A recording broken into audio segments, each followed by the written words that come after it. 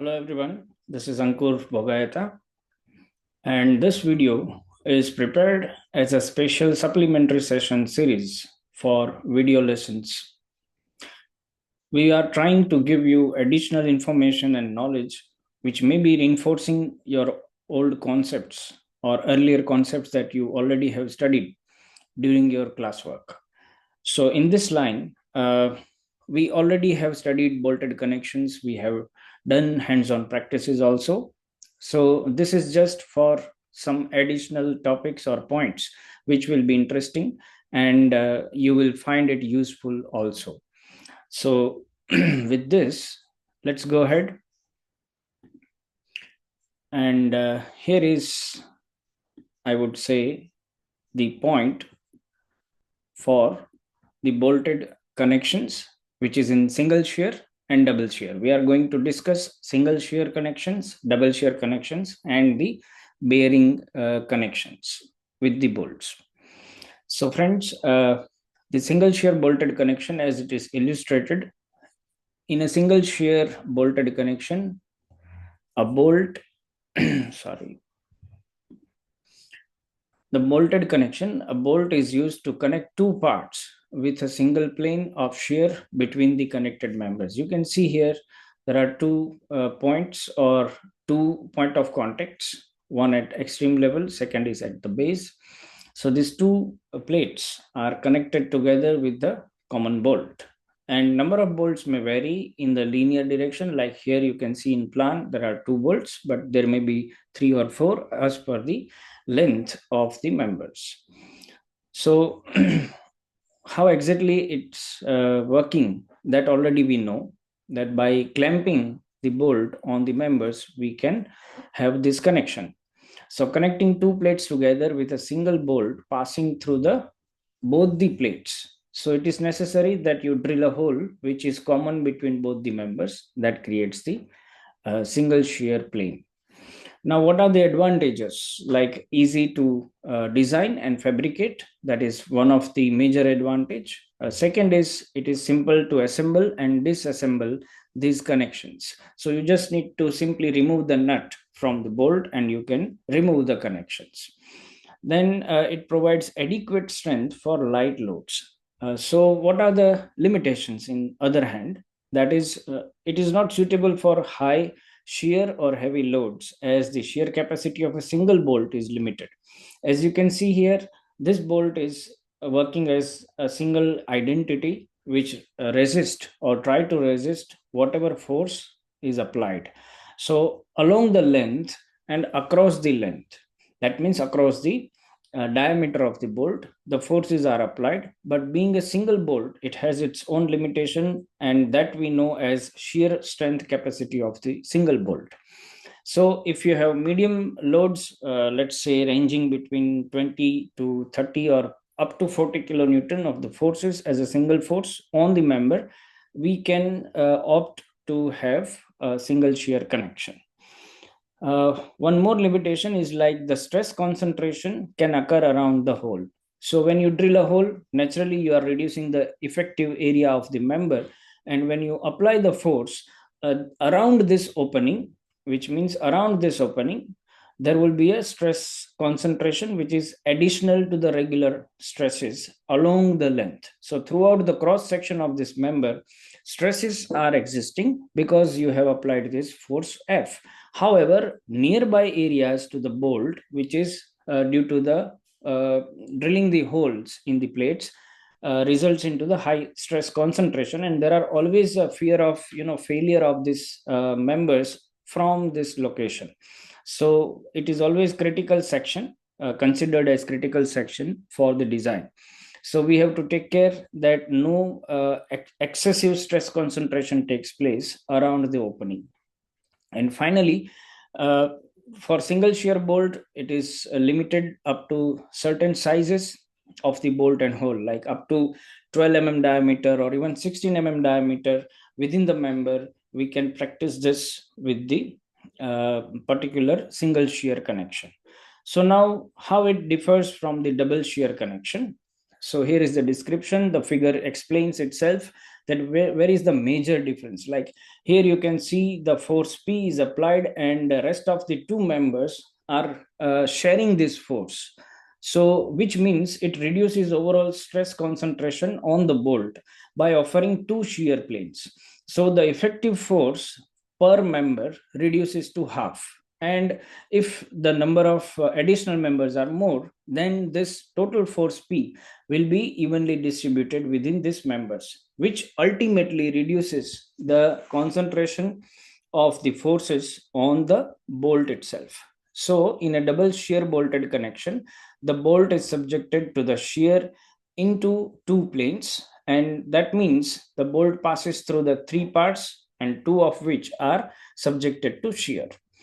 A bolt, that what is the example, like a bolt passing through two plates with a third plate acting as a spacer for or the intermediate member. So here is the third member, which is a spacer, which is facilitating distribution of forces in other two members.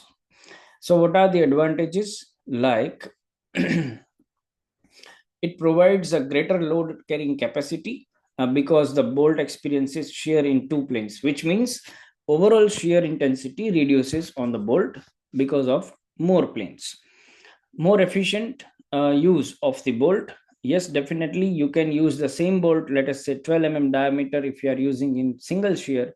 In double shear, the value will be increased. If you recall the equation for finding out the single shear strength capacity of a bolt, when you are using n as a number of the shear planes, if you multiply with n equals to 2, the capacity will get doubled directly, which means the same bolt like 12 or 16 will have better performance at the connection because of the increased number of shear planes.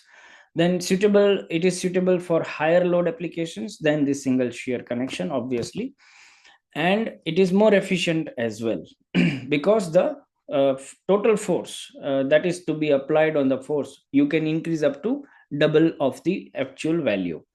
Then there are some limitations also, like there are more complex in design and installation. How it is difficult in installation when you are having a single bolt and getting connected with many a number of plates or members, you have to be very careful for the alignment of all these members at a single line of action, which also written over here that it requires precise alignment to avoid misalignments. So if there is a mismatch in the drilled holes and their concentric applications, the bolt will face, even if you are tightening up excessively, the bolt will face some dislocation. So that care should be taken when you are using one bolt in multiple members, and it may prove a little more expensive due to need of the additional parts and precise fabrication. So these are the limitations of the double shear connection. Let's explore the third one, that is bearing type of bolted connection. On the right hand side, you will see that there are some pictures illustrating what is basically the bearing force and where it is applied and what is shearing force. So what is a catch for you in this slide is you can easily distinguish between the shear force and bearing force acting on the bolt. So in nutshell, we can say that bearing is applied along the surface or along the height of the bolt, while the shear force is applied across the height of the member or the bolt itself, or we can say parallel to the diameter, right? So that is a major difference between bearing and shearing forces or shearing stresses. What are the examples? Like bolting a plate to a steel structure with bolt directly transferring the load through the bearing itself. So here in this two figures, figure number 1 and 2, you can see there is the clamping force because of the tightening of the nuts, but then eventually when you apply this force, it exerts surface stresses to the bolt diameter itself. So what are the advantages and limitations? The advantages indicates that it is simple and easy to fabricate again. It allows some flexibility in alignment and tolerance. You can adjust little bit like 1 or half an alignment problems with allowing the better bolts having better bearing stress strength, and can be used for large load bearing applications also. However, there are some limitations, like it is prone to bolt hole elongation and wear under repeated loading, leading to a potential failure. And high stress concentration around the bolt holes can reduce the overall strength of the connection. In short, the last line indicates that it is not suitable for dynamic or cyclic loading. So if you are using the strength of the bolt as bearing strength, be careful that you are not using it in the connections or the members or even the structures. Those are subjected to, let us say, machines directly, or the large load which are applied repeatedly at a same location, right? So because of what happens is, when you have repeated forces, these bolts are subjected to vibrations, and because of these vibrations there are good chances that there will be a dislocation of the bolts eventually on a longer run. So either you need to be very careful, repeatedly you have to investigate that the bolts have not lost their gripping force, and also you need to be careful that if there is a dislocation and misalignment, you have to replace the old bolts with new one. So what is the solution to these situations where you have cyclic loading? Always have a combination of the bolts having good shearing strength, bearing strength, and also you can employ some part with the welded connections also. So that reduces the risk of getting the connection failure, right? And the last slide indicates some review questions. Already some knowledge and numericals you already have done in your classrooms, so that's why I'm not going into the detail. I just thought that to share these couple of questions with you, and a figure which requires you to explain what is the difference between these two figures as far as the force distribution on the bolt is concerned. Now naturally, part A of this figure indicates a simple lap joint having a single shear, and in part B again it's a butt connection but having two cover plates in green shown over here, and two main plates are being forced applied on. So you have to understand the force mechanism, how the load will get distributed, and try to describe this figure in case if you are facing some exams. So other review questions I have made available for you to refer, but interesting part which you can solve at your end, right? But I would like to show you one interesting part, that is this figure I have taken from this research paper. So let me take you to this research paper also, which indicates some interesting questions, right? Like how do the plate thickness ratio and width impact bolt load sharing compared to other factors?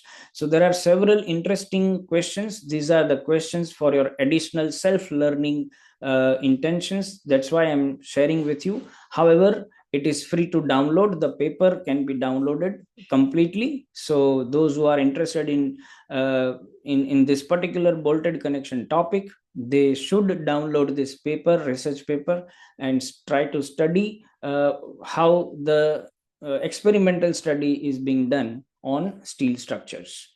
So that in that way it will be helpful to you. It may inspire you to write down your own new review paper also. A couple of students have started writing the review papers on their topics of interest, so I advise all of you to do the same and start reviewing the research available on your desired topic, not only on this, right? And the another slide indicates this website, that is also a kind of book available or collection of the information and knowledge on the bolted connection. You should explore these kind of information which are authentic and of high repute. Like we can see right now, we are exploring the science directory, which consists several meaning and several explanation on bolted connection. Several chapters are available, you can explore them later on your own.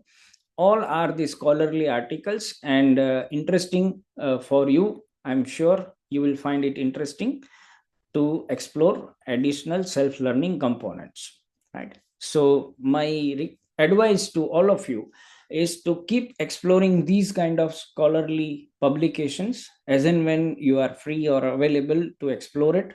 That will enhance your existing knowledge, as well as it will provide you some extra information also.